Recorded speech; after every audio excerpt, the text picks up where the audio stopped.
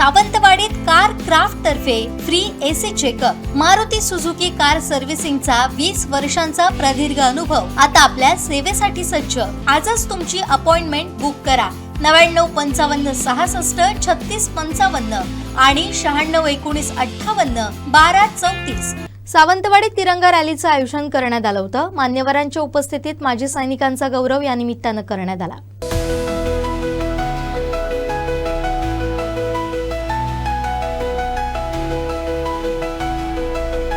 जगातला दुसऱ्या क्रमांकाचा शस्त्रास्त्र पुरवणारा देश कुठला असेल तो भारत देश आहे। गेल्या 10 वर्षांमध्ये आपण एवढी प्रगती केलेली आहे की आपण ताठ मानेने जगाच्या कुठल्याही कोपऱ्यामध्ये जातो त्याला एक भारतीय म्हणून आपल्याला मान मिळतो आणि हा मान केवळ आपल्या देशाचे पंतप्रधान नरेंद्रजी मोदी यांच्यामुळे मिळणं शक्य झालेलं आहे। एक छोटीशी गोष्ट तुम्हाला विद्यार्थ्यांना सांगतो की आज अमेरिकेचं आणि इराणचं युद्ध सुरू आहे।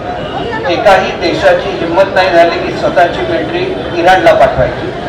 ज्यावेळेला अमेरिकेने इराणच्या युद्धनौकेवर हल्ला केला त्यावेळेला त्यांच्या उरलेल्या युद्धनौकांना संरक्षण देण्याचं काम हे भारताने केलेलं होतं, परंतु इराणने त्याची जाणीव ठेवली नाही।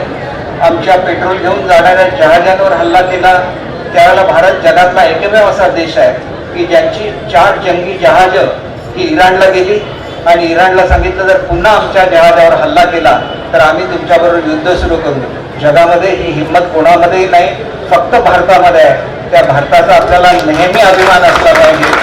आपण एक गोष्ट लक्षात घेतली पाहिजे की असंख्य स्वातंत्र्य सैनिकांच्या बलिदानातून आपल्याला हे स्वातंत्र्य प्राप्त झालेलं आहे। आदरणीय महात्माजींच्या प्रेरणेने या ठिकाणी एक लढा हा दिला गेला ब्रिटिश साम्राज्याच्या विरुद्ध आणि हा जगातला पहिला अहिंसक असा लढा होता ज्याच्यामध्ये खऱ्या अर्थाने हिंसेवर अहिंसेने मात केली।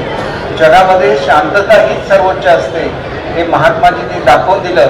म्हणून आज तुम्ही जगाच्या कुठल्याही कोपऱ्यामध्ये गेला, मी अनेक वेळा वेगवेगळ्या देशांमध्ये जात असतो, प्रत्येक देशामध्ये तुम्हाला महात्मा गांधींचा पुतळा त्या ठिकाणी दिसेल आणि हे आपल्या देशाचं खऱ्या अर्थाने वैभव आहे असं मी समजतो।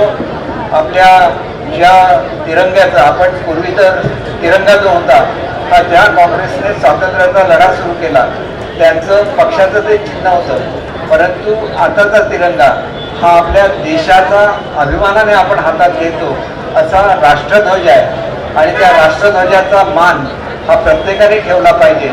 आणि म्हणूनच मला असं वाटतं की आपण सर्वजण मग त्याच्यामध्ये माजी सैनिक आले, शाळेची मुलं आली, वेगवेगळ्या राजकीय पक्षाचे पदाधिकारी आले आणि सगळ्यांनी एकत्र येऊन अतिशय सुंदर असं या ठिकाणी या रॅलीचं आयोजन केलं।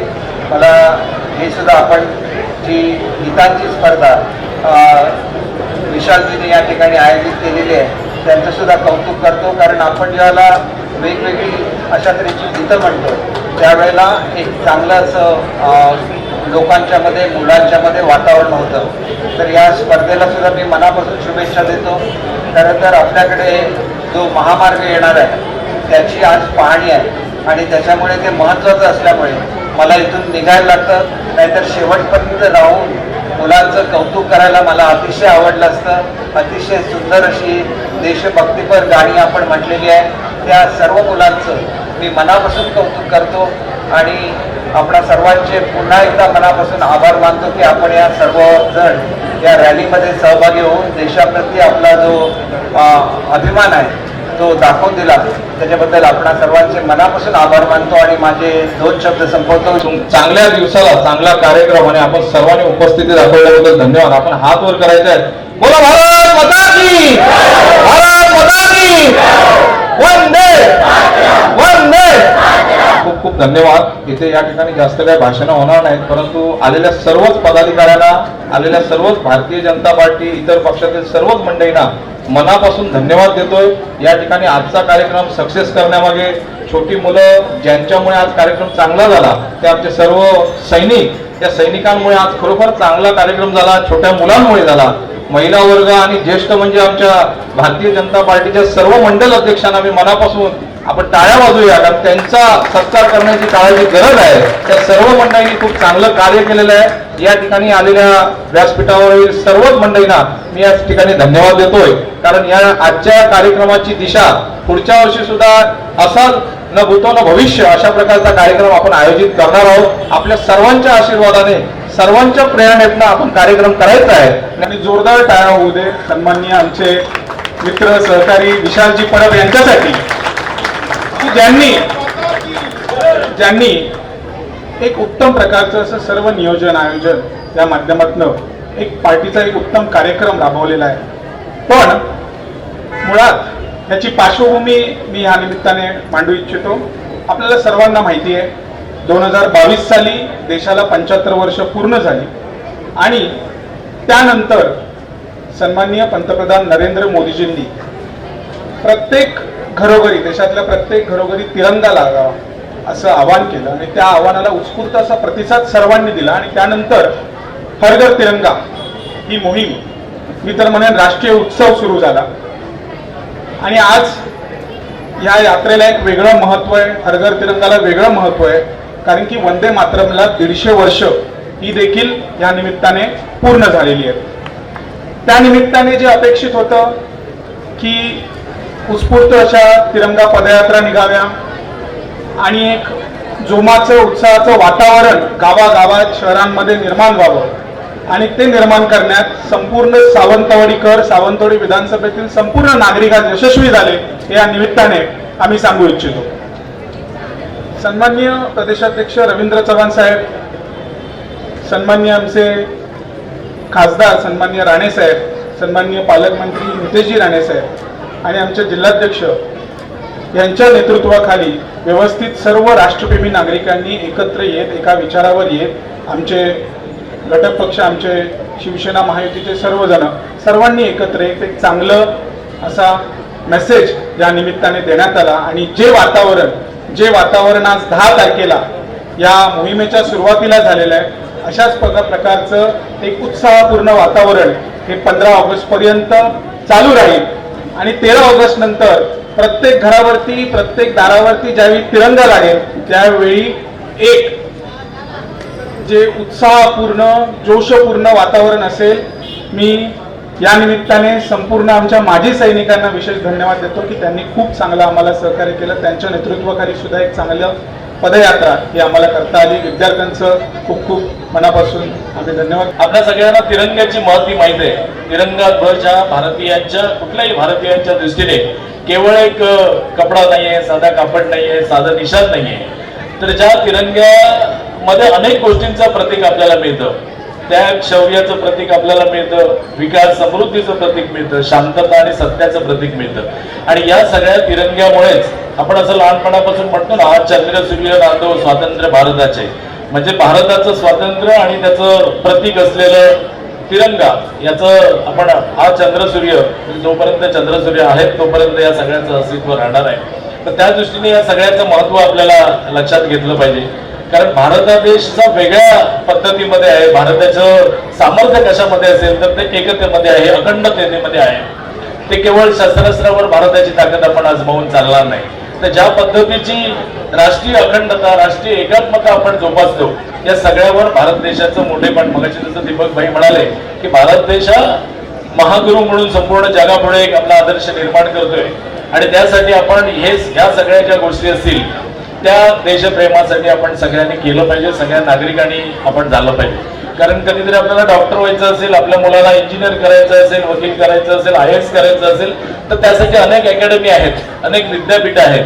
पण एक राष्ट्रप्रेमी नागरिक जर घडवायचा असेल तर त्यासाठीचं विद्यापीठ म्हणजे केवळ आपण समाज आहोत. आणि म्हणून या सगळ्या विद्यार्थ्यांना, पुढच्या पिढीला जर काही वारसा चांगला आपल्याला द्यायचा असेल तर ही समाजाची सगळ्यात महत्वाची भूमिका या सगळ्यामध्ये आहे. सन्मान्य पंतप्रधान मोदीजींच्या नेतृत्वाखालचं 2047 सालचा विकसित भारताचा संकल्प पुरी करणारी सगळी मंडळी आहेत.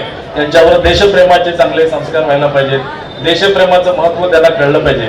आणि स्वतःपासून राष्ट्राच्या प्रत्येक कृतीपर्यंत किंवा प्रत्येक आपल्या आचरणातली प्रत्येक कृती ही राष्ट्रप्रेमाचीच असली पाहिजे, राष्ट्रभक्तीचीच असली पाहिजे, अशा प्रकारचं वातावरण या संपूर्ण देशभरामध्ये निर्माण व्हावं अशा पद्धतीने यावर्षी येणाऱ्या स्वातंत्र्य दिनाचं आणि त्याचबरोबर वंदे मातरम या पवित्र गीताला, या राष्ट्रगानाला 150 वर्ष पूर्ण होत आहेत. त्या निमित्ताने पुन्हा एकदा सगळ्यांना शुभेच्छा देतो. पुन्हा एकदा विशाल असेल, संदीप असेल, माझे सगळे मंडल अध्यक्ष असतील, महिला मोर्चा, युवा मोर्चा, हे सगळ्याच समाज आमच्या लोकांना, त्याचप्रमाणे युतीमधील जी लोक सहभागी झाली त्या सगळ्यांना पुढच्या वर्षीच्या यापेक्षाही चांगल्या मोठ्या भव्य दिव्याच्या कार्यक्रमासाठी आताच शुभेच्छा देतो आणि आपली रजा घेतो.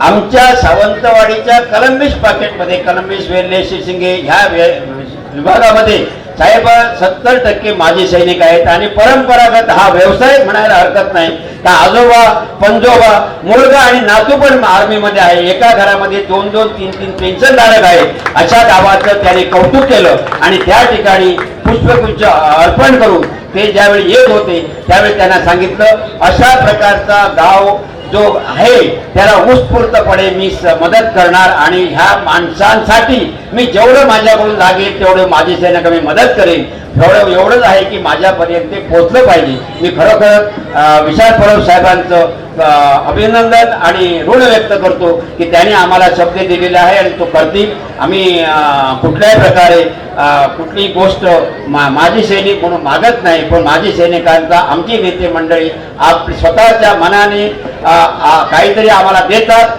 आणि ते आम्ही घेण्याचं काम करतो, प्रामाणिक राहतो आणि माजी सैनिक हा प्रामाणिक आहे, आमच्या शब्दाची जागणारा आहे आणि शब्दावर चालणारा घटक आहे. त्यामुळे माजी सैनिक कधी इकडे तिकडे जाणार नाही याची मी आपल्याला ग्वाही देतो आणि याच ठिकाणी तमाम समोर बसलेल्या संपूर्ण प्रेक्षकांचे आभार व्यक्त करतो, ऋण व्यक्त करतो आणि उपस्थित असलेली सन्माननीय व्यासपीठ ह्याने माझ्यासारख्या या माजी सैनिकांना बोलण्याची संधी दिली त्याबद्दल मी त्यांचे पुनश्च एकदा आभार व्यक्त करतो.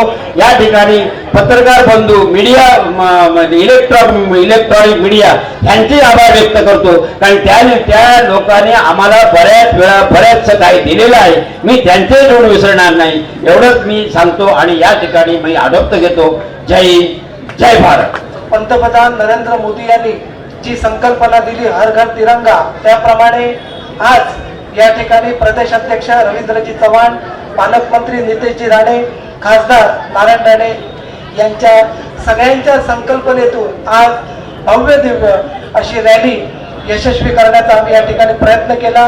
तमाम भारतीय जनता पक्षाच्या परिवारातील सगळ्याच व्यक्तींचं, कोणाचं नाव न घेता सगळ्यांचं या ठिकाणी मी आभार मानतो, मुलांचा आभार मानतो, आलेल्या सगळ्या कार्यकर्त्यांचं या ठिकाणी आभार मानतो.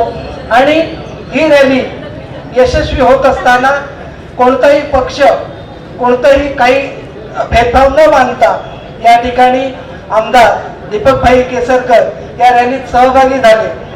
त्यामुळे त्यांचं देखील या ठिकाणी भारतीय जनता पक्षातर्फे आम्ही मनापासून आभार व्यक्त करतो.